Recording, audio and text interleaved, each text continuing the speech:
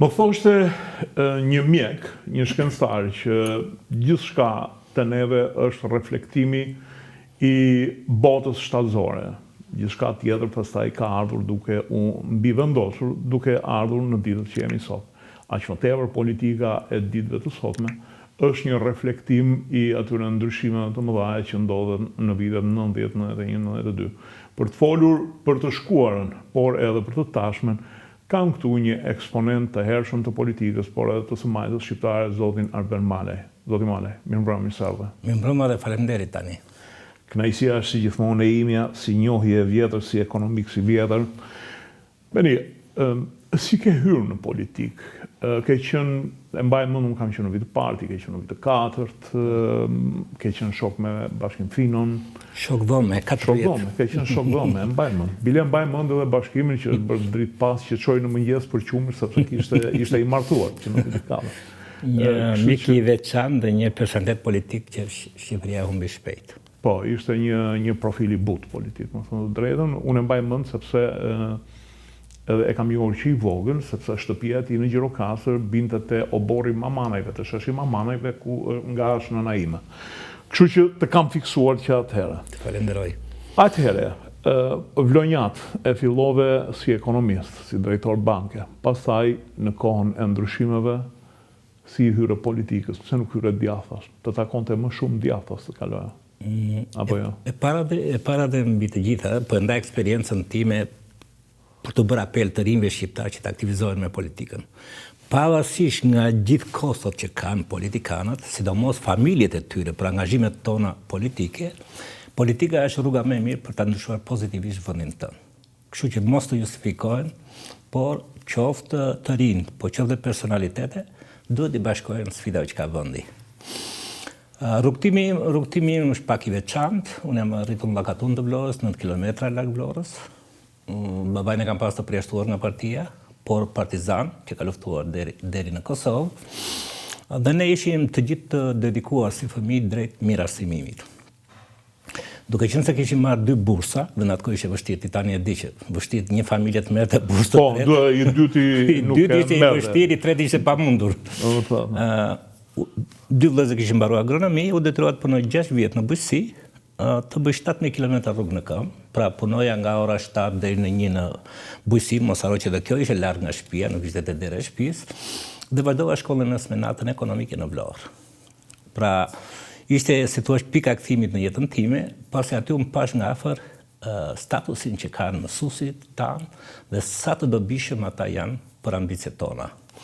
Kështu që gjithë promovimi im në pjesën akademike për të bërë universitet dhe për të avancuar, është në thelb dashamirësia e veçantë që nga mësuesët e Llakatundit, edhe në mënyrë veçantë do të falenderoj publikisht mësuesen Tanën, Lame Boshi, e cila më ka ndjekur që nga klasa e parë dhe vazhdon të ndjek deri tani. Jo, më fal, e ngatrova. Është Petref Lame Boshi dhe tani jetoj në Tiranë. Mësuesit e shkollës së mesme ishin ata që lobuan në Komitetin Ekzekutiv të Vlorës që unë të shkoja në universitet. Kur era në universitet dhe në Fakultet Ekonomik të Tiranës, jo në Kams, nuk e di se si e rizdinia, se zakonisht fshat me fshat, por këtu mësuesit e mi, profesorët e mi më morën patronash për të më promovuar. Kam qenë ambicioz, me thënë të drejtën, dhe është a dilema linda po bëhesh, ka një provocion me gjithë tyre, asnjëra nuk është absolute, dhe për shkak të rezultateve shumë të mira në universitet, u emërova në Bankën e Shtetit në Vlorë. Ishte për të qeshur, sepse ndonjëherë vija me autobus nga Llakatundi në Vlorë, shoferi autobusit kishte shoqen time të shkollës, një student shumë e mirë, të cilin ja kishin emëruar në Gorisht. Dërsa unë ai më sillte mua nga Llakatundi te banka, edhe nuk duronte ndonjëherë, ndoshta mua po si ka mundësi. Çrëndika, këta janë për ta shoh. Kështu që kur filluan ndryshimet e mëdha, pse u bora me të majtën, sepse jam në shpirt i majt. Njerëzit ndahen. Unë besoj më shumë të ekonomia sociale e tregut, se sa duart e padukshme tregut Adam Smithit. Disa më bën përshtypje që edhe ata që u dënuan nga e majta në vitet në serin e tyre, dhe ata në përgjithësi dhe fëmijët e tyre kanë mbetur të majt. Flas për gjeneralet në 74. Po, sepse në Llakatun ka pas dhe të internuar. Njëri prej tyre ka qenë edhe Piro Dodbiba, një nga ministrit e shkëlqyer të bujqësisë së Shqipërisë.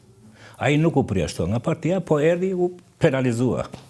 nuk ndryshoi asnjëherë. Bile arriti sa u bë dhe kryetari I veteranëve të Shqipërisë. Pra, kjo do thotë që është një ideal që ata kanë përqafuar me vetdije. A u përputh? Nuk u përputh, për shkak të luftës klasave. Por ata I shërbyen vendit të tyre me bindjen se do ta ndryshonin pozitivisht. Kështu që në vitin 1991 kur ndodhen ndryshimet, ku kishte sherrë edhe brenda shtëpisë, ku ne unë zgjodha nën kryetari I Partisë Socialiste të Vlorës.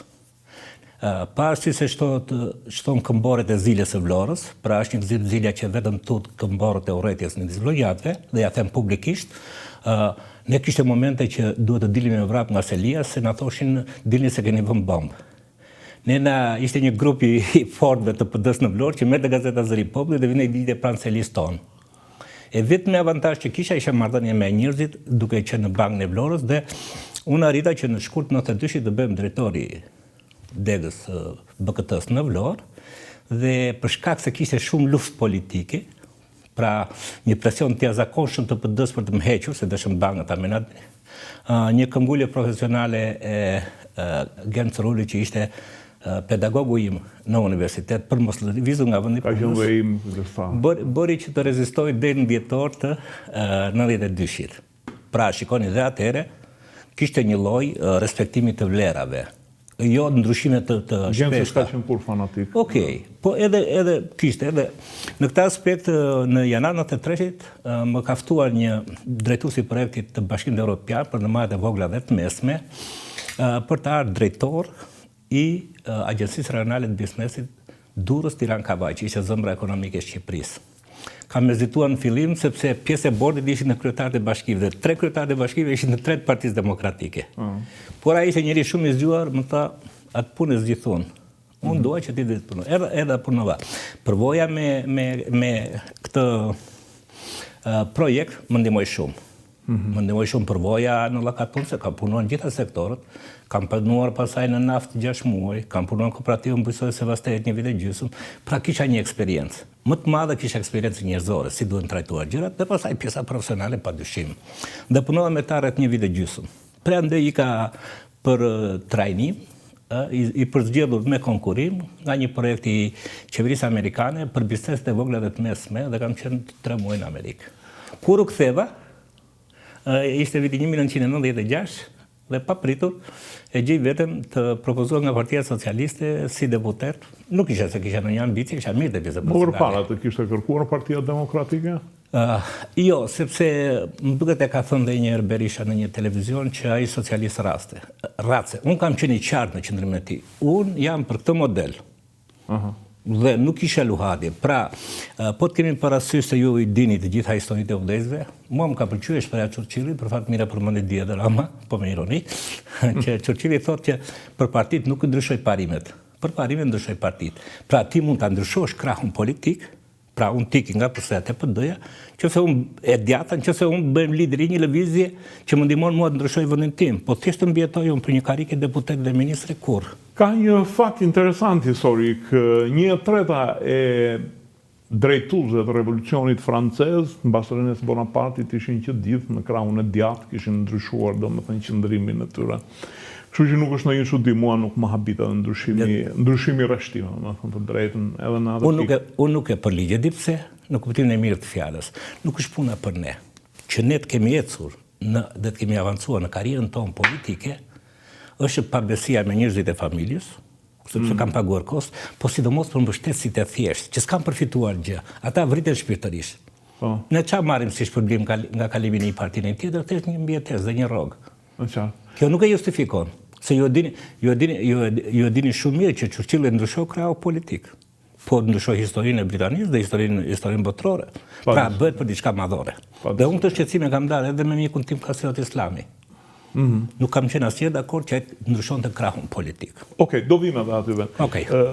Një ndër akuzat e opozitës që të bëjnë ke qenë vitet të ministër, por nuk të thonë ke qenë I korruptuar. E vetëm gjë që thonë ke punuar te firmat piramidale. Ke punuar vërtet te firmat apo jo? Se edhe të punoje ekonomist nuk kishte ndonjë gjë. E para me gjitha ato akuzat kanë rënë sepse janë bërë komisione parlamentare. Kam qenë në një takim, nuk e mbaj të fshet, ishte një darkë pune, një darkë miqësore ku ish presidenti Meta ftoi ish president Mejdani, Berishën, një mikun tim nga Kosova, cilin isha detruar ta shoqëroja dhe unë. Dhe kam pas ballë për ballë Berishën, bashkë me bashkëshorte, dhe kam çfarë kishte, sepse mua akoma nuk më janë shëruar plagët e akuzave të tmerrshme që më bënde. Sepse isha... Dhe kanë sulmuar barabar me nanën në atë kohë. Po, dhe më tha, po ti ishe ministri i financës. I thash, po me mjaftin. Pse e bëre krushim politike? Bashkëshorti ati tha, jo, tha, s'ka bashkëpunuar asnjë. Jo, i tha, i se di këtë sa gjërat. Kështu që më vjen shumë keq që është kjo gjubajate në politikën shqiptare. Nuk është halli për mua. Unë do ta përballoj. Po shkuptim ka që vajza ime të vjen në shkollë me kufje, se i thonë je vajza e të korruptuarit. Shkuptim ka që prindërit tim të jenë gjatë dhe të dëgjojnë për ditë që djali i tyre akuzohet pas një provë se që nga i dut. Nuk kam punuar drejt për së drejti me asnjë kompani piramidale. E qartë, mjafton. E para, e dyta, jo, ka një argument shumë profesional. Qofse unë do isha drejtues, do kisha firmë në bankë. Po. Në qofse unë do isha shef finance, do kisha firmë në bankë. Nëse ka dokumentacion më kredibël, është informacioni bankar. I ftoj prapë tani ta kërkojnë. Nuk kam punuar asnjë ditë. Vetëm një kompani Ceroj më ka kërkuar ta këshilloja si ta mbante kontabilitetin. Kam marrë një djalë nga Tirana të talentuar, dhe në atë kohë që nuk dije as Excel as gjë, i ka bërë programi që mos humbiste asnjë qindark. Program kontabiliteti. Si ti mbante më mirë. Kështu që jam krenar pra. Dhe po të ndaj një përgjigje. Kam pyetur, kur më sulmojnë aq ashpër, thash në djallë veç se s'më duhet karike, do të them dhe më vonë që se kam dashur asnjë karike, dhe kam folur me mision e FMN-s. Më kanë thënë asnjë mënyrë, ne kemi informacionin ton, ti je pika garantit për bashkëpunimin. Kam folur me ekspertin e Deloitte Touche, që punojnë në gjithë vendet e botës. Dhe më kanë zoti ministër. Edhe sikur të ishte diçka, tha, nuk do të thotë që njollë vogël në lëkurë, tha, është një smundje. E qartë, kjo tregon edhe forcën e madhe të propagandës, që ngulmojnë në një pikë derisa të krijojnë një imazh i cili në fakt nuk ka lidhje fare me të vërtetën. Pastaj në 96-ën të propozuan për deputet? Në 96-ën dhe ka qenë një zhvillim i brendshëm në parti, nano si duke i kërkuar në burg që të freskonte Partinë Socialiste dhe të bëj gati për në pushtet, se duke që ngjasat ishin pas 94, si jo dini shumë mirë. Unë nuk muroj të them publikisht që deri në 1994, për reformat e thella ekonomike me kosto të mëdha sociale, Berisha konsideroi haveli Ballkanit.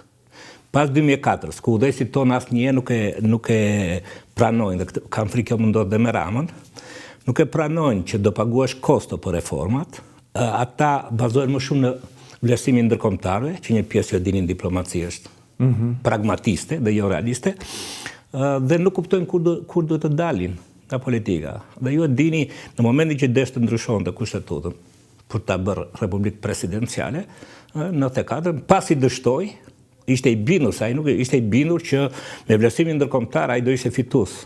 Po me shqiptarët që u rrit çmimi i bukës dhe gjithçka, ai s'mund të ishte fitues. Po. Dhe pasaj, ti dini veprimin e shikut, veprimin e kontrollat shtetit, veprimin e policisë, cilat bën një reprezalje mbi njerëzit, mbi gjithë njerëzit. Dhe aty pasaj ndodhi kriza e madhe. Në vitin 1996, Nano mori modelin e laburistëve dhe krijoi qeverinë hije. Në këtë kuptim, ne bëm një lidhje jo me emra, por me funksione. Kryetarët e komisioneve të Partisë Socialiste, i financës, i ekonomisë, i shëndetësisë, i arsimit, i bujqësisë dhe tjera, i mbrojtjes dhe tjera, do të ishin potencialisht ministrat e ardhshëm të qeveria hije që quha. Atëre kam ndier zhgënjimin e parë, se si vllonjat mendova që kur erdha në Vlorë, domethënë socialistët janë gjithmonë vëllezër me njëri tjetrin dhe nuk e kanë me të futur. Kur u prezantua kjo ide e Nanos dhe unë isha kryetari i komisionit, pati reagime që mua kam një mesazh për politikanët e rinj. Patjetër që mësuesit e profesorët tuaj do të jenë mbështetësit tuaj më të mirë, por vetëm deri në momentin që nuk arrin në pikën që nxënësit bëjnë më të mirë profesorë dhe konkurrojnë në pozicionin publike. Atëherë nuk kam dashuri partizane, aty fillojnë intrigat. Dhe dëgjova zëra, po për fat të mirë mbledhjen e drejtonte profesor Servet Pllumbi, cilin unë jam bosh tërë jetën, sepse më ka marrë, më ka promovuar, dhe më kërkoha fjalën, si vllonjata, ne thash drejt që mori, çka kanë me mua, unë s'po e kërkoj. Edhe I them, ai pari që kundërshton dhe nxit të tjerët, më ka pas student. Më ka vënë 3 vite 10. Ai tjetri më ka pas student. Se ishin të ekonomikut, më ka vënë 10. Ai tjetri. Profesor Servetin kisha pas profesor 2 vite në fakultet dhe në komisionet, sepse unë me njërë karierën time përcaktohet e pjesë akademike dhe pasi mbarova studimin 86 fillova provën pas universitare. Dhe ju dini provën para pas universitare janë materializmi dialektik, materializmi historik. Dhe kisha garanci profesorin. Dhe thash unë të riqem propozoni njëri tjetër. Unë kam pasur profesor në ekonomik. Shumë mbrojtjen e diplomës, pastaj e bëra me Leon Tjevçuçin. Kjo ka qenë propozimi. Dhe kur vi nga Amerika, më thonë që je propozuar për deputet në 96 në Vlorë, e cila ishte zona ku kishte banesën edhe Zanica Ushi. Me cilën as njifja, as kam as një ashtu. Bile I hedh poshtë me një ndjesi të keqe edhe akuzat e... Edhe këtë ta pas kanë bërë. Edhe akuzat e zilës e Vlorës. Sepse, qëfar ka ndodhur? Unë vetë atje, në 97, kur bet qeveria në Mars, qeveria e Pajtimit Kombëtar, bashkimi u bë kryeministër, e jemi me bashkimi, që t'je një grua zonjë, po unë kisha si vlla bashkimi, ishim një grupi vogël, më merr telefon duke qarë, më thotë mos ma li djalin në duar të. Dhe bashkimi me do si sekretar që unë do bëjmë, po ministri finance dua këtë. U bëra ministër finance. Në mars... Në atë kohë funksionon të vetëm segmenti Skënderbeu president si segmenti shtetit. Epicendra e qeverisë nuk ishin zyrat, po Rogneri, si vendi më I sigurt. Dhe në atë kohë më vinë shiqizoti është gjallë, ambasadori... Ju jeni I ri, por e abishme që kur pyeta një herë gazetarët e mi, po flisja për 97-ën, më thonë, pse çka ka ndodhur në 97-ën? Nuk arrin të... Kujtesa historike është e shkurtër, unë e di si studios. Një dramë jashtëzakonshme. Por në leadership... Berisha ju duket ky gjysh I lezetshëm, përsi që ri në iPad, por... Unë nuk gëzoj që Berisha është në atë status. Sigurisht po them dhe publik që në qoftë se vajza e tij e ka vajzën të smur dhe tjatit saj nuk I jepet garancia se është gati në gjykim, ta garanci pasurore dhe ta pengosh apo të arrestosh sa pa I vi nga një fëmijë smur, kjo nuk është njerëzore. Nuk dua të di se çfarë do thonë mbas kësaj. Nuk e di shumë mirë të drejtat dhe kufizimet e SPAK-ut. Po çdo vendimarrje, në çdo aspekt, gjëja e parë që kërkohet në leadership është aspekti social. Ta lësh një prind pa vajtur për të shikuar vajzën e tij, sa herë që ajo kërkon në telefon, kur ajo është në një gjendje dhe unë I uroj shërim të plot, jo, kjo nuk është mënyra të sjellit nga asnjë përfaqësues institucioni kushtetuese të vendit tim. Dhe në mars 97-s, në Vlorë do të vinte Prodi, pra të fatkeqësinë tragjike të Otrandos. Autoritetet italiane kërkonin se ku do ta dërgonin faksin me adresat e tyre. Dhe me të drejtë, ambasadori Foresti kishte dërguar në ministrit Malaj, se është profesor I tyre. Të dridhej dora, jo, profesor I Vlorës, jo, profesor I Vlorës, të dridhej dora kur I lexoje. Kishte deri në 3 gjenerata, gjyshi, babai, fëmijë I posa lindur. E di, Rudina e ka ndjekur nga afër. Rudina e ka ndjekur nga afër. Dhe pas disa ditësh më kërkon takim ambasadori Foresti. Dhe më thot, kam porosi nga Roma, që duam që ju të bisedoni me Zanica Ushin që ditën që do të vi Prodi në Vlorë të mos dalë se kemi frikë nga përplasja e bandave. Unë duke qenë me kulturë shtetari, I thash, nuk kam lihet drejt, e dim, tha. Se din ata I kanë telefonat ta në përgjigje 24 orë. Dhe marr një nga drejtorët e policisë më të mirë ndjes pas Mildo Korda. Nuk shkova vetëm. Marr drejtorin e policisë. Shkojmë atje, takojmë të jemën. I themi ku ideale jo të shtuj atje. I kam thënë sy për sy. Kështu si që keni nisur, ty do të vriten gjithë fëmijët. Se kishte goxha fëmijë. Po ishte grua kështu e fortë dhe kishte zemërim të madh. Ai po dëgjonte pas dere. Edhe Milto si duke si polic, I tha thuet vi brenda. Dhe thash, kam vetëm këtë porosi. Nuk do të dalësh. Dakord. Tani gëzime Këmbora e Vlorës thot, jo, vajti negocioj ai me Zanin që të dilte shoqëronte Prodin. Në shet mërshme, po që rëndësi ka e vërtet a do shkruar, dhe unë po shkruaj. Dhe unë iki për në takimin e Bergjit në Londër. Spostimin e datës udhëtimit e bëri ambasada italiane me gjitha shpenzimet të unë nuk u ngatrova. Kur vim ne me helikopter dhe shkojmë Vlorë, ajo që më abiti me presidentin Prodi ishin dy gjëra. Një gëzim në fytyrën e tij që shikonte kur Shqipëria ishte e përshkruar nga kanale, pas keni shumë ujë, dhe dyta filozofia e tij që ne nuk e ndalin dot emigracionin, por nuk zhvilluam vendin e origjinës nga ta vinë, dhe ishte për kredite buta për fermerë shqiptar. Ne zbritëm, bëm një pjesë të rrugës, sa dolën në rrugën drejt në Bestrov, Zani doli përpara me flamur dhe udhite. Shqetësimi ishte përplasja midis bandës së Zanit edhe të Gaxhait. Dhe kështu që fillova detyrën e Ministrit Financave, ishte e vështirë, por ka një gjë që gjithkush nëse e pranon ta marrë një detyrë, qofse e do vendin e tij, qofse përkushtohet në vendin e tij, qofse bën investime të mira në administratën publike afatgjatë, përmbush çdo detyrë. Veni, sa vjet ishe ministri socialist në periudhën 8 vjeçare kur ndodhite në pushtet? Rreth 6 vjet. Diferencën ka qenë kryetari i grupit parlamentar. Kryetari i grupit parlamentar. Përshtypja për Nanon. Shiko, unë do të them vetëm një moment, ka shumë. Edhe unë jam shumë i njohës, pasysh nga perceptimi. Po një përmbledhës, mbahemi si njeri i Nanos. Patjetër e kam për krenarisë se besoj që kemi qenë partia më demokratike në atë kohë dhe qeveria më llogaridhënëse. Problemet e korrupsionit, nuk ishim kapje shteti në atë kohë se biznesi u fuqizua më vonë. Po them vetëm një rast. Kur është bërë debati në grupin parlamentar të Partisë Socialiste, dhe kishte kolegë, nuk u përmend emrat, që ishin shumë agresiv, dhe që thoshin duhet të arrestojmë një ditën parë Berishën. Ai ka thënë një gjë. Unë nuk ju mbështes ju, sepse ju më bët mua një mit dhe unë dua të çmitizohem. Unë nuk e bëj Berishën një mit dhe pasaj të kemi kostot e kësaj. Kam idenë që edhe kur kemi diskutuar për reformat, ai kishte një, si thua, rendiment në njësinë e kohës shumë të lartë, nuk ishte nevojshme të flisje me të shpjegojë detajet. Ai thoshte më thuj thelbin dhe vazhdo. Ishte racional. Do me thonë, unë mendoj që legacy, se do flasim, që trashëgimi e la Nano? Një parti demokratike progresiste. Që legacy la Berisha? Një parti që... Frëngjë. Që trashëgimi e bla, po them sa Brigodo? Po, një politikan i zgjuar, paqe sirë se tëra. Që trashëgimi e do Lulul Basha? Dhe i tani asgjë.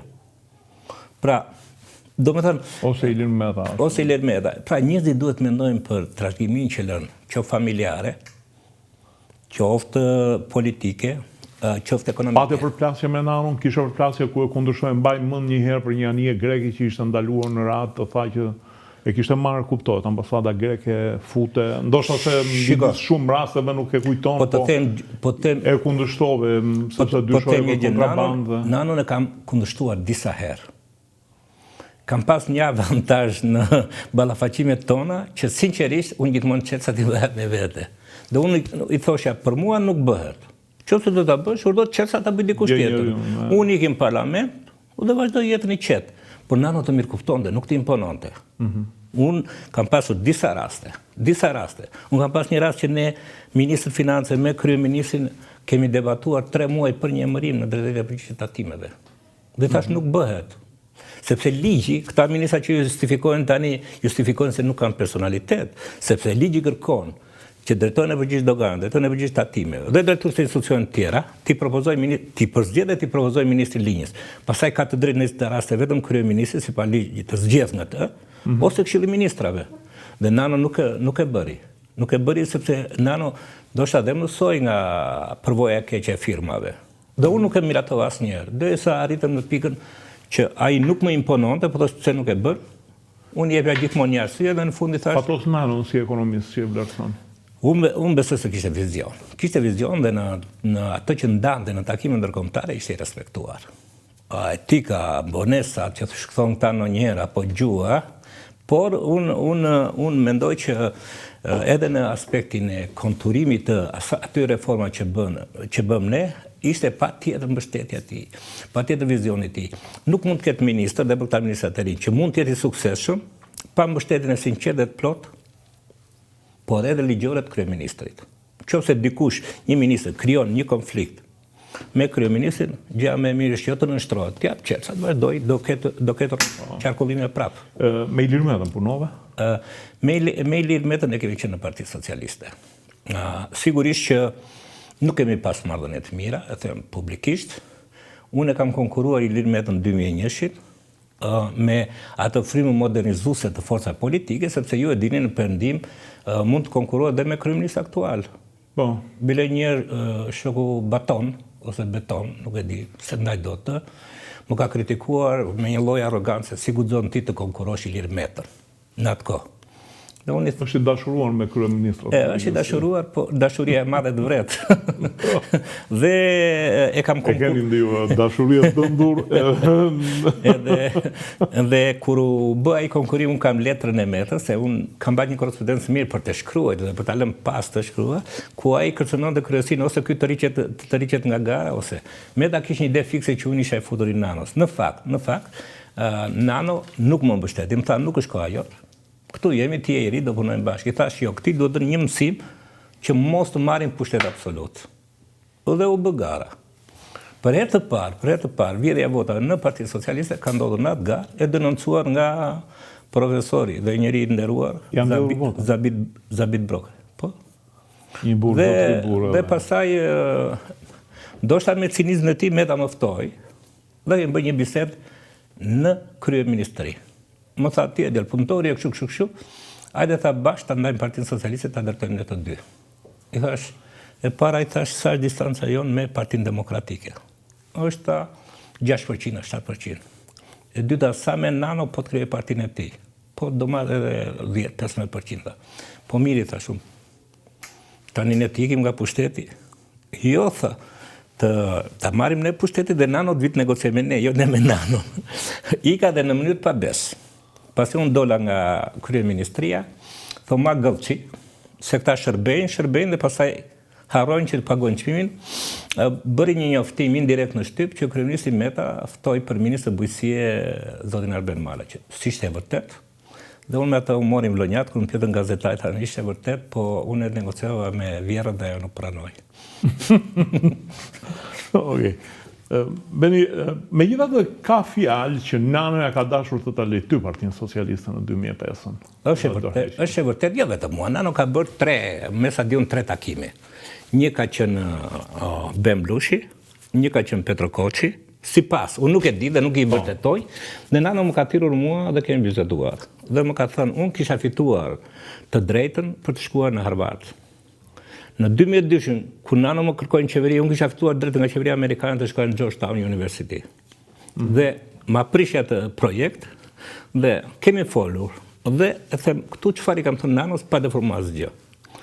E para i thash, ju nuk investuat realisht për një zonësin tuaj. E dyta, është profilizuar në publik Edi Rama. I datë fuqinë e kryetarit bashkisë, unë s'kam qenë dakord, dhe Rama e ditë mban akoma i natë. Unë kam qenë që kryetari i Bashkisë Tiranës të ishte o Ermelina Meksi si një ekonomiste dhe një grua dinjitoze, ose Spartak Poçi që ishte kryetari i Bashkisë Tiranës.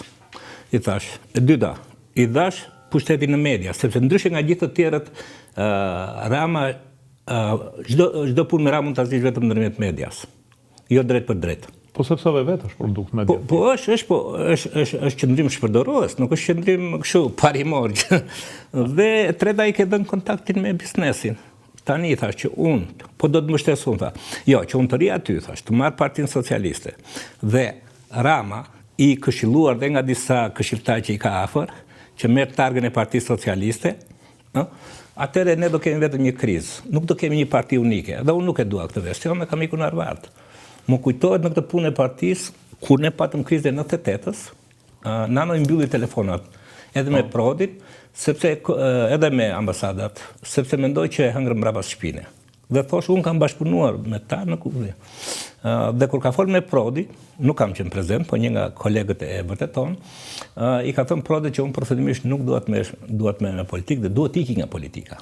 Dhe Prodi ka thënë, Nano, po ne një jetë të tërë punojmë për të marrë një parti, ti e ke në dorë dhe do ta lëshosh. Historia duhet shkruar në kënd përshtrimin.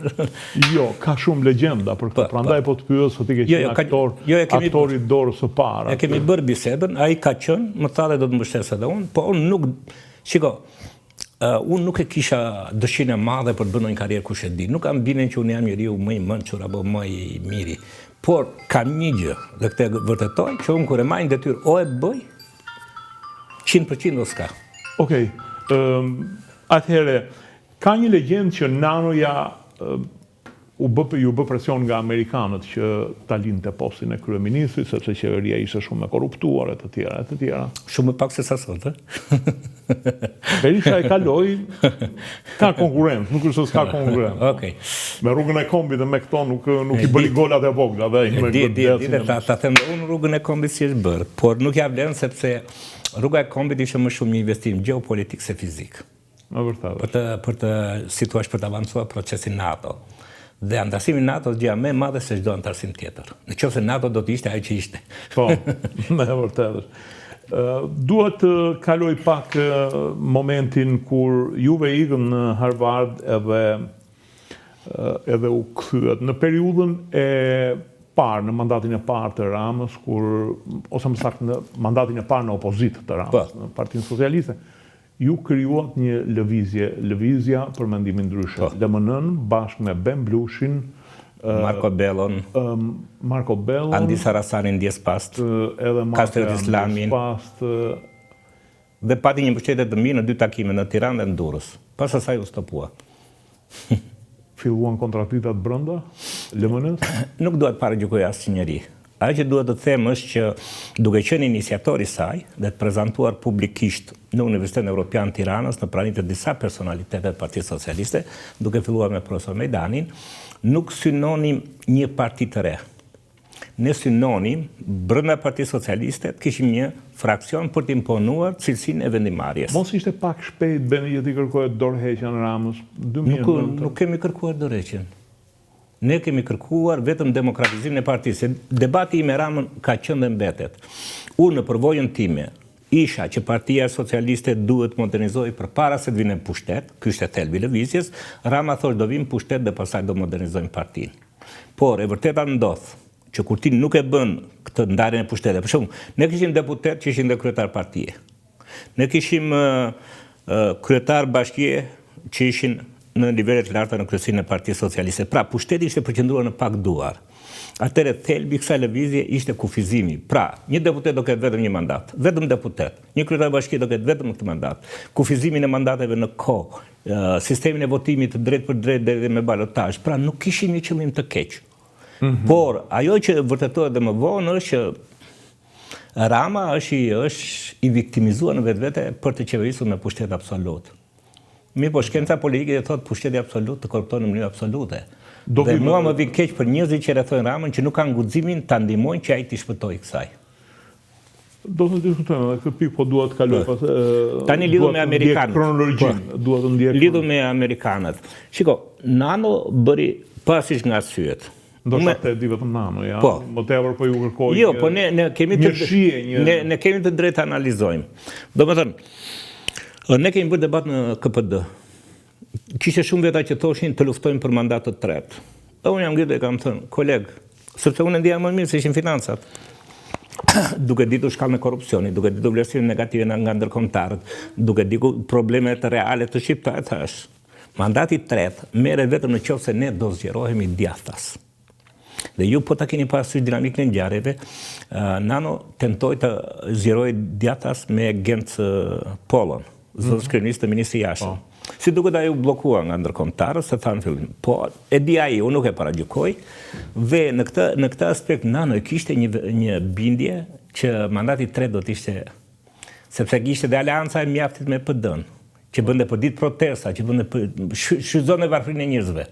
Megjithatë, ka amerikanët një vit mbrapa nuk morën asnjë takim me Berishën, as ambasada amerikane. Po Nano unë them që Nano ka ikur me vedijet plot, pasi se e kishte atë ambicien për president, pasi mos është një inat i Nanos lënia pushtetit Berishës, duke qenë se i thanë që shiko, mund ta marri pse apo jo ti, dhe nuk donte t'ja linte. Jo, nuk besoj ashtu, sepse po të tregoj rastin kur në 98-ën kur Nano iku si kryeministër, pati negociata me ndërkombëtarët, na mblodhin te selia e Partisë Socialiste, te kryeministria dhe tha shiko tha.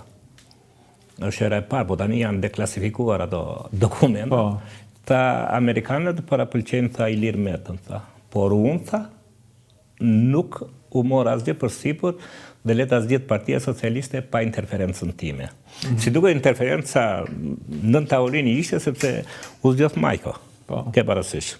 Edhe për largimin, unë them që ka pas mesazh. Patjetër, por mbi gjitha ka qenë vetdia e tij që enough is enough.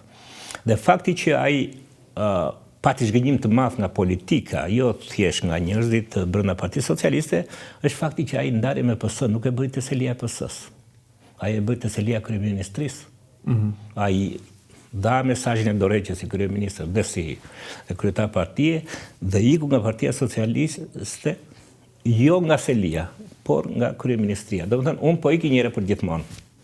E qartë. Dhe nuk ka pas asnjë tentativë që ai të kthehet në Partisë Socialiste. Ka pas tentativa, ka testuar, mund të kishte mbështetje për të bërë president, por jo për të kthyer prapë. Dhe ajo që është pozitive në politikë, ai nuk mbajti grupe të gatshme militare për ta ngacmuar PS-n her pas here. Ndërkohë, juve në vitin 2013 dolët deputeti pa mbarur. Po. Ishtin shkëputur përfundimisht urat me Ramën? Urat i shkëputi Rama, jo. Unë kam bërë qëndrim shumë korrekt me Partinë Socialiste, s'kam votuar asnjëherë kundër, kam abstenuar kur nuk kam qenë dakord, kam votuar vetëm një herë kundër. Nuk kam mbështetur reformën kushtetuese të ndryshimit të sistemit politik të Shqipërisë që vrau në thelb demokracinë e brendshme të gjitha partive politike.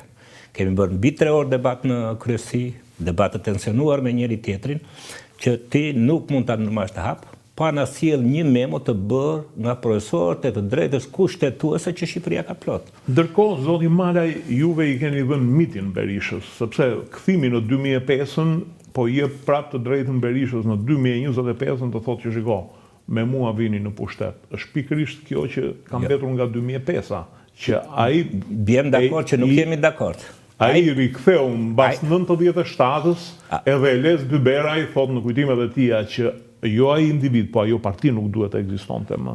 Ndërkohë ju i dhat të drejtën e rikthimit. Ju e dini që piknisja e këtij argumenti të Berishës nis nga biseda e presidentit Rugova me presidentin Clinton, ku Berisha loboi te Rugova.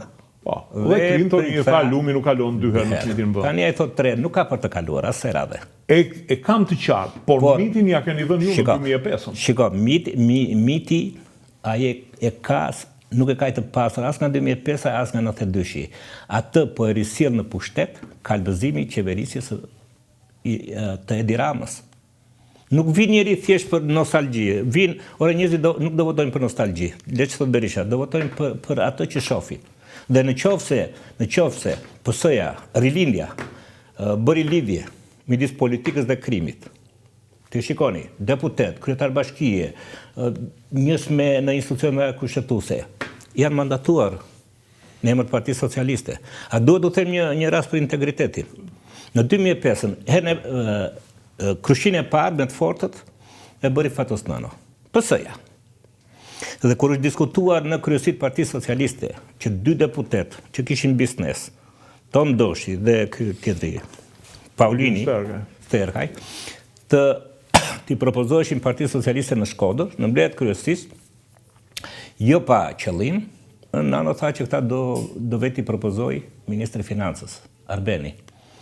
Dhe unë i kam thënë në mbledhjet kryesisë, jo i thash në asnjë mënyrë. Më tha mua pse? Në kryesi, mjafton kaq i thash.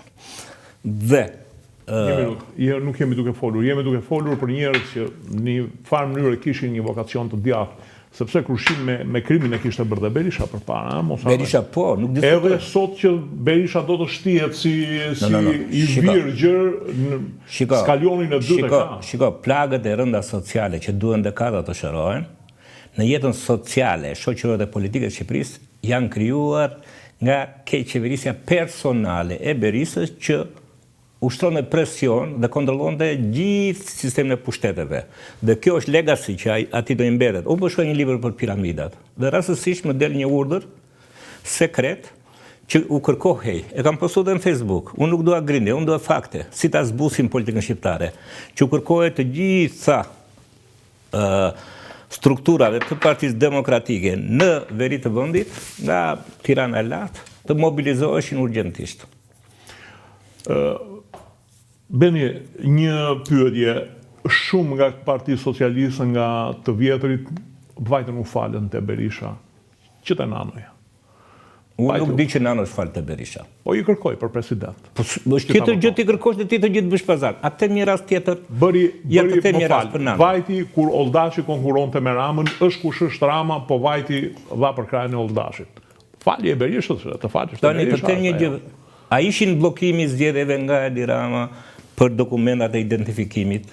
Po mirë, kishte drejtën e vet ai ta bëjë. Jo, mirë, po ne rrezikoheshim se ishim në momentin e hapave të mëtejshme të integrimit evropian. E ka bërë edhe Berisha këtë, blokoi hapjen e tha jo po kaçatorat që po ulen me drogë një në tjetër. E bën gjithmonë Berisha, nuk do t'ja di Berisha. Shiko, mua më shqetëson e majta, nuk kam gjë personale me Edi Ramën. Po e bën socialistët me bllokimin e kryetarit të qarkut në Fier, sa unë atë kohë. Baftiari, mbaj mend emrin atje. Sa unë, jo, Vangjela, se ç'ishin ti se Baftiari është kryetari që ka qenë. Sa unë atë kohë, po do Edi Rama, face to face, i kam bërë memo dhe i kam thënë, zoti kryetar, ne jemi në rrugën e integrimit evropian. Ne do të vim në pushtet, po ne nuk do të bllokojmë asnjë hap të ndërmjetëm, sepse kur të vim ne në pushtet, varësia për të marrë ose jo më shumë fonde do duket nga afërsia me integrimin evropian. I kam bërë memo ose kam ndjer përgjegjësi. Dakord, ky është një lloj idealizmi në politikë, po neve në këtë batak veprojmë. Edhe për atë, unë mbaj mend ka qenë bllokimi këtyre, ishte Mojsiu i shkret që bënte negociata u shtyn me 2 muaj në mos gaboj zgjedhjet, sepse Rama kishte frikën e manipulimit. Unë kam ndikuar pozitivisht Nano që ta bënte takimin me Berishën, e ka shoqëruar Emin Baçi, që ne të dilim nga një ngërç. Po kjo nuk është pazar. Kjo është që unë kam këndvështrimin tim që vendi ecën më mirë kështu. Okej, nuk po ja moj, por pavarësisht kësaj nuk e kem marrë ndonjëherë namin që vajte u falet te Berisha. Jo, në asnjë mënyrë. Nuk e bër ndonjë kompromis me Berishën, prandaj po them që si e vlerëson Berishën në këtë aspekt? Shiko, në aspektin njerëzor më vjen keq. Sigurisht, sepse e tham për trashëgiminë, edhe trashëgimia familjare me problemet e shumta, nga ato që kanë ndodhur në tropojnë vende të tjera, është e brisht për familjen e tij, për shkak të sjelljes politike të Berishës. S'ka dhe gjë pa bërë. Okej, patjetër, unë, shiko, mua ta thash dhe një, më domin akoma thikat shpifse në kurriz të Berishës. Por duhet bëj një vlerësim situate të kështu. Në aspektin politik, është si ai njeriu që e rrit fëmin dhe pastaj e mbyt. E ka mbytur Partinë Demokratike. Unë kam diskutuar njëherë me një kolege të Partisë Demokratike, që a mund të ndërmjetësoni ju me Berishën për një hap pas? Gjë që duke e pa mundur. Për të paktën bëni një variant modern, që t'je di në Itali, në Greqi, në vendet e tjera, këta që kanë qenë në politi ikin, se dhe lodhesh, edhe duhet sinergji re, edhe ndryshon grupi njerëzve që ti njeh në strukturat ndërkombëtare. I bëni një fondacion, dhe kjo i takon, parsisht me bardhëz e atij, Fondacioni Politik i Partisë Demokratike Sali Berisha. I krijoni ambientin, lejojnë të jetë sa më shumë aktiv në aktivitetet ndërkombëtare. Nuk e lëshon, dhe është për të habitur. Nuk e lëshon. Unë nuk shpresoj fare se unë shikoj programet që Berisha fiton. Nuk e di aleancat fluide pas zgjedhjeve, por ajo që ai premton është totalisht e parealizueshme dhe dëmshme për zhvillimin ekonomik, social dhe domethënë rritja e pensioneve, ulja e taksave. Shiko, aty ka pasur. Ato që thot tani, për shembull, po marr vetëm një. Berisha thot taksa shesh 10%. Lul Basha thot taksa shesh 9%. Luli e ka marrë nga një kandidat republikan në zgjedhjet në parti që thoshte 999. Pra ne kemi 3 tatime. TVSH-n, konsumi, që zë pjesë më të madhe, tatimin vitar dhe tatimin e punës. Nuk ka Shqipëria faktor të rritjes ekonomike që të kompensojnë uljen e taksave. E bëri Berisha 10%, po çfarë bëri? Nuk pagonte kompanitë. U rritën borxhet, zinxhiri borxhe po mbiste biznesin, FMN edhe vuri kusht. O tani, o do përfundoni si Serbia, ku ka kaluar një krizë të rëndë të borxheve të vonuara që shteti i ka biznesit privat dhe institucioneve.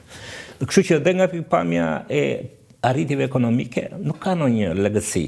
Nuk kanë bërë ndonjë ndryshim të madh. Jemi në ato rritjet tona kështu. Po, rritje normale. Po, mundet të thotë që legësi e tij është antarësimi në NATO. Po ju e dini që ato janë vendime gjeopolitike. Po, nga 20 pika që kishte roadmap, 10 kishte bërë Partia Socialiste. Po, kështu që edhe ka qenë një nga dhe ishte edhe një vendim gjeopolitik. Patjetër. Patjetër. Dhe ishte një nga ekspertët shumë të mirë që punoi, Besnik Bare, që punoi dhe me qeverinë Berisha për ca kohë, dhe kjo është gjë e mirë. Ju e dini, në Amerikë, për shembull, se vendet moderne, ministri i mbrojtjes mund të jetë nga pala kundërshtare. Pse është siguri kombëtare. Bill Gatesin, Gates quhej ministri i mbrojtjes që shefi i shërbimeve sekrete. Gjëra që janë kolona shtetare. Kështu që në këtë Deep State që quhet. Po, Deep State, siç e trajton Hollywoodi ashtu është. Po, vërtet. Atëherë, vim edhe te pika e njeriut që është sot për sot më i fuqishëm në Shqipëri, Edi Rama. Si do ta vlerësoj në planin politik, në planin ekonomik? Populli shqiptar është populli i zgjuar. Dhe thotë çfarë të mbjellësh do të korrësh. Jo më pyet mua për marrëdhëniet e mia me Ramën.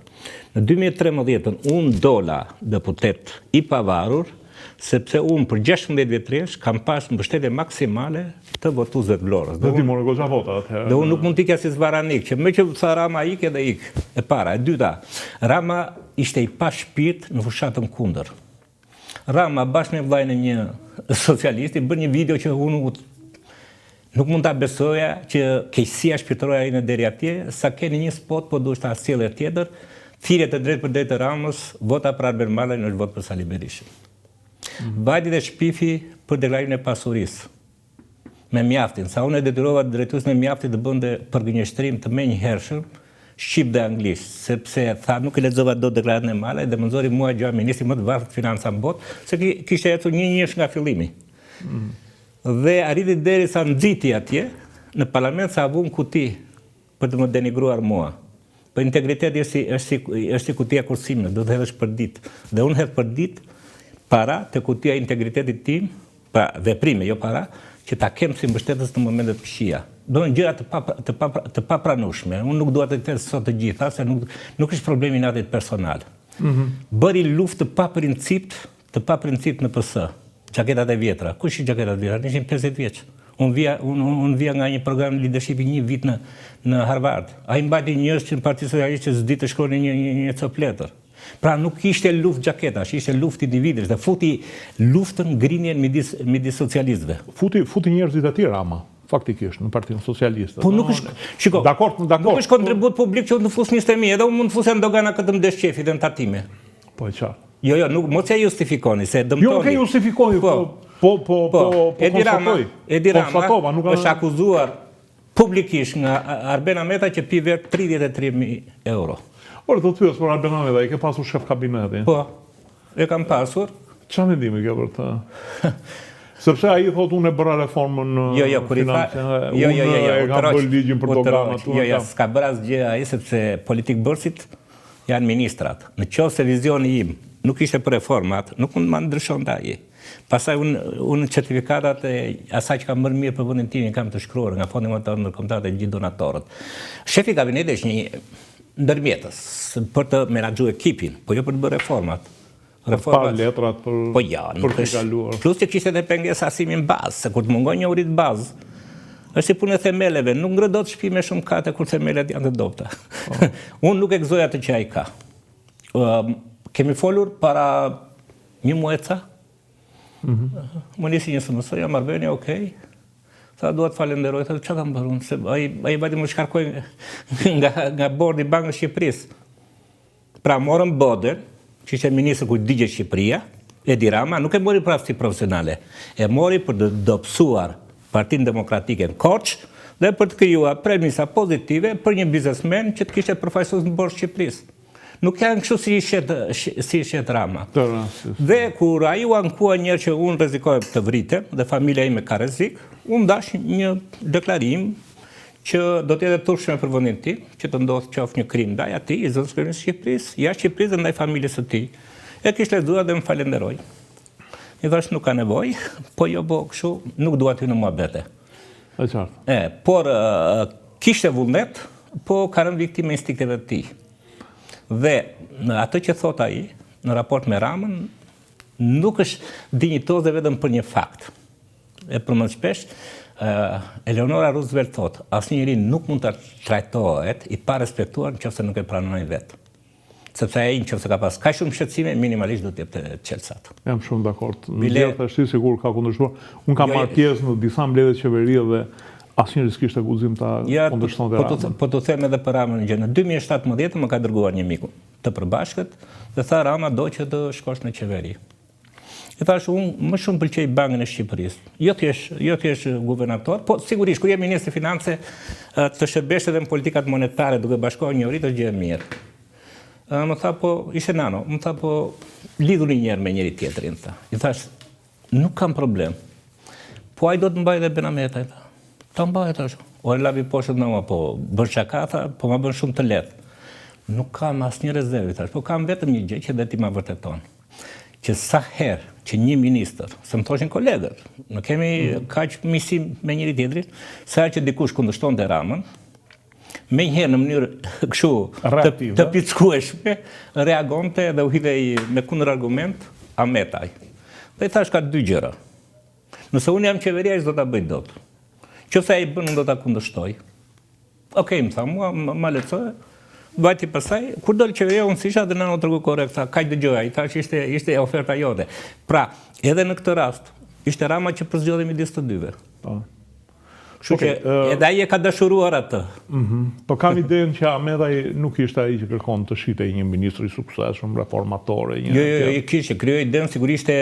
Pra, idenë e krijoi, por... Ja.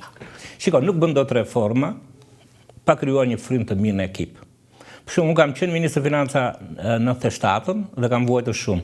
Kur unë bëra kryetari grupi parlamentar, kjo e marrën direkt, arritëm respektin për një tjetrin, kur unë bëra ministër ekonomie dhe finance, qeverisja për mua ishte shumë e lehtë. Megjithatë, Rama i ka çuar 3 herë në fitore socialistët dhe pa ja bërë syri tërë se ç'ndodh nga kampi tjetër. Dhe me ka gjasa që t'i japi fitoren e 4. Do të thënë, është më duket si dhe fitimtarët nuk gjykohen. Fitimtarët nuk gjykohen, përvaret se si e përdorin pushtetin, nuk gjykohen për fitoren, po gjykohen për qeverisjen. Këtu bjen dakord. Një, e dyta, nuk e di, po më duket është presidenti amerikan George Washington që i bën një letër djalit të tij, i dashur biri im, ka fitore të turshme dhe ka humbje të lavdishme. Prandaj, unë prapë e theksoj dhe këtu, ta marrë si të doj Rama, kur në shpirtin tim nuk ka asgjë të keqe për asnjë, Rama ka një mundësi, dhe po e them për herë të parë të emision juaj, të fitoj, të hënën në mëngjesi që Brinano t'i jap dorëheqjen nga kryetari i Partisë Socialiste, t'i jap rrugën asaj, si ka zënë frymën, dhe brenda një viti që këta nuk e bëjnë, por ndoshta edhe më njëherë t'i jap dorëheqjen edhe si kryeministër. Dhe ka figura plot Shqipëria, se kemi rënë atë idenë, kush do ta bëj pas Ramës. Jo, s'është problem kush do ta bëj pas Ramës, po kush është përballë Ramës. Jo, ai e merr fitoren. Tani është PS-ja që menaxhon atë dhe ai ka një exit strategji. Rama nuk ka exit strategji. Nëse nuk ka exit strategji, pasi se premton, kryetariashëm do jetë femër, do jetë kështu. Vajti tha që nuk dua në listë fare dhe pastaj u vë i pari. Pra, Rama është në dilemat e tij. Historia ka treguar që pushteti absolut korrupton në mënyrë absolute. Historia ka treguar që ata që kanë ndëtur deri në fund me këmbgulje, kanë ikur në mënyrë jo. Rama ka një problem të madh, nuk është vetëm problemi i Ramës. Ka problemin edhe kush është përballë. Do të thënë, një pjesë e mirë e shoqërisë është ngrirë te Rama sepse mendon nëse ikën Rama, dhe kjo është ndoshta edhe defekt i mungesës demokracisë në PS. Nëse ikën Rama vjen Berisha, është Berisha. Jo, ne po flasim për pas zgjedhjeve. U bën zgjedhjet. Fitoj PS-ja, nuk po them përpara. Jo, nuk dua të cënoj sadopak mundësinë për fitore të PS-s. Pas zgjedhjeve çfarë ndodh? Kongresi i jashtëzakonshëm i Partisë Socialiste, minjoje për gjithë, kontrollohet qeveria, a lë të parën PS-n, a lë të parën kryeministrit, por në një exit strategji është vonë të mendoj për të lënë të dyja njerëshi. Në qartë. Kjo është këshilla ta lexoj si të doj Rama. E kuptoj. Si e gjykon arrestimin e Veliajt? Shiko tani, ka shumë të arrestuar, edhe sinqerisht është një qëndrim që ka mbatur që në 2006 kur u arrestua Liza Hoxha, ish drejtoreshe postës, edhe deputete PS-s. Unë nuk ndori dot në kompetencat e SPAK-ut, sepse janë shumë profesionale. Por unë them, kultura jonë politike dhe juridike duhet të ndryshojë. Pra, përderisa për aq kohë sa ata prezumohen të pafajshëm, masat duhet jenë sa më lehtësuese. Masat. Për rastet që gjykon SPAK që kështu dhe vetëm kështu nuk ndërhy. Nuk zoj për asnjë që ka arritur në këtë pikë. Por po t'i mbledhësh të gjithë bashkë dhe t'i shkosh në dinamik, në rrugtimin e tyre, kanë jo pa gabime. A rinë ato deri në një krim penal? Nuk e them dot. Nuk e marr dot në përgjithësi. Kam pasur debate me Veliajn, po. Por nuk e kam mbajti natë. Ne kemi vendosur marrëdhënie kur u bën zgjedhjet në Partinë Socialiste. Më kërkoi stafit i Partisë Socialiste të një zone ku unë jam antar të votoja, vajta votova. Pas asaj mora një SMS nga Veliaj, të falenderoj. Unë tash kam detyrime me PS-n, 1 dhe 2 mësimin e histori është që koha gjykatësi më i mirë dhe 2 koha i shëron gjitha plagët. Dhe ishim në kontakt dhe nuk ja dëshiroj. As ati, as asnjërit. Ka shumë njerëz që më thonë që ti bën shumë gabim që nuk ja... Unë nuk po i nxjerr pafajshëm ata. Unë nuk po them që ata janë pafajshëm, unë nuk po i mboj si pafajshëm, unë nuk po akuzoj Spakun pse i ka arrestuar. Unë them të bëjmë metodën siç është në Itali. Andreotti shkoi 20 vjet apo jo? Po. Berlusconi po. Në shumë vende europiane. Unë kam parë modelin amerikan nga që më ka lidhur pas 2005 që mbarova atë leadership atje, më ka lidhur historia. Kam parë një gjyq të një senatori, qanten sa në gjyqit, kishte bërë një marrëveshje për tregti armësh dhe ishte kapur fajtor. Dhe vendimi i gjyqit e ditë ç'ishte ishte. Në filan datë, në filan orë, do vesh paraqitet, ase arrestonin aty, ase do vesh paraqitesh ai burr. Dhe ai burr i vjetër, 90 vjeç, dhe ti mund ta kishte, nuk e di sa e kishte tani. E qau e tha të lutem, mund të më shësh 3 ditë që të vetë takoj të afshmit e mi tha pas se shkoj në burg. Po i tha, pra duhet të ketë një. E dyta, unë kam qenë ministër finanse. E disa rëndi ku shtojnë ato taksa pagus dhe shqiptar, këto arrestime të mbajtur në pa u shpallur realisht. Jo vetëm kjo, po unë mendoj që... Po dhe zbut politikën. Edhe kjo mënyrë e ndërprerjes së një karriere është shumë agresive. Nuk diskutohet. Sepse imagjino në këtë moment Erion Velia, domethënë është një njeri i cili praktikisht vetëm një çudi, mundohet siç i ndodhi Lulës në Brazil, që ishte president e dënuar për korrupsion, bëri burg, doli zgjodh pra president, ndoshta mund ta ketë atë stof që por mendoj që në një farë mënyrë këtyre njerëzve kur ti i fut në burg, ja u ke djegur karrierën politike. Dhe jo për rastin Velia, por në çdo rast edhe djathtas. Duhet treguar i kujdesshëm. Shiko, ne duhet ta zbusim ambientin politik shqiptar. Është shumë i acaruar, është shumë acid. Beni, një pyetje të fundit. Ekonominë shqiptare, performancën si e shikon? Është në përmirësim. Dhe çfarë duhet të korrigjuar? Është në përmirësim. Ka një fat që ne themi te teoria matematik, teoria e dy polizëve në limit në ato. Nëse ti në 2 krahat ke 2 polici do shkosh ku çojnë ata. Tani ne kemi një bashkim evropian dhe një NATO, fatmirësisht. Ka nevojë për struktura, për reforma strukturore për sektorët që kanë produktivitet të lartë.